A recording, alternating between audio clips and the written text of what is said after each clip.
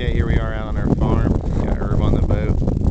People have been asking us what our farm looks like, so we'll just pan around. We're sitting on top of, right now, one of our first farms. A couple million oysters right here. If you pan around, you look out, that's the mouth of the Rappahannock River. So we've got tons of northeast exposure. We're staying still right now because we're hooked onto our long line. And our cages, if you look close, are hooked onto those long line tags right there. Long line clips. But what you don't see is anything really on the surface. And so my neighbors in their really nice house up there, over here, all really like what we're doing. Again, pan around. Got another set of farms out there which you can't really see. Another set of farms right over here. The view is all good. What we want to do right now is go ahead and pick up one of our cages. We run a 4-stroke engine so we actually can talk to one another. The crane that we're using is from turn.com, sweet company, sweet crane. Runs right off of a battery from our boat, so we just let the boat idle, burn up hardly any fuel. What Herb's doing right now is making our initial pickup. This way we can stay dry. Since it's what, January, what is it, 17th, 18th?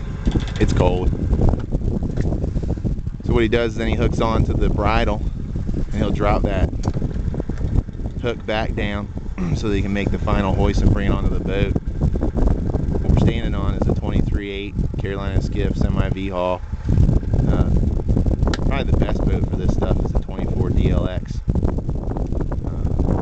Extra wide would probably be nice, but the V-haul is nice, especially when it gets a little rough and we gotta run home. Step down and get a little closer. You see the cage come up out of the water.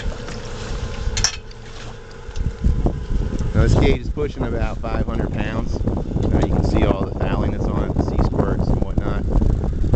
If the cages get too bad, we'll pressure wash the stuff before we bring it in. You can see we use 3 legs on our cages, and everything you see we sell, we provide. Just having to muscle this thing by himself. When we first started, we did this in a 14-foot Carolina skiff with a little hand winch off of a jet ski hoist. It was a whole lot better.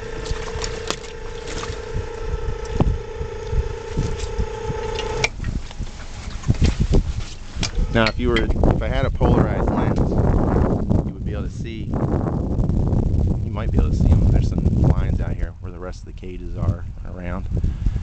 And we stay way outside the channels. I think one of our biggest problems is that people have a tough time navigating sometimes following the channel markers, but we usually are up on sandbars where most people don't go. Let Herb pop this cage open. There you go. That's what you get. Pretty sweet oysters.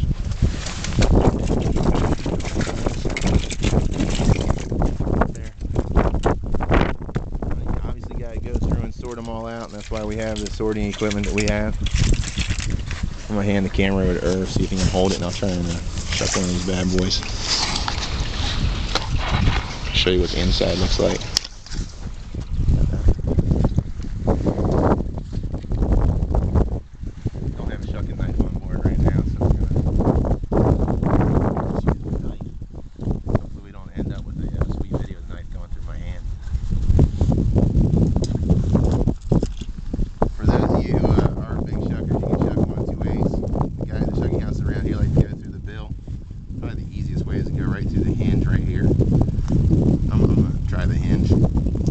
Stick it in the hinge and you pry.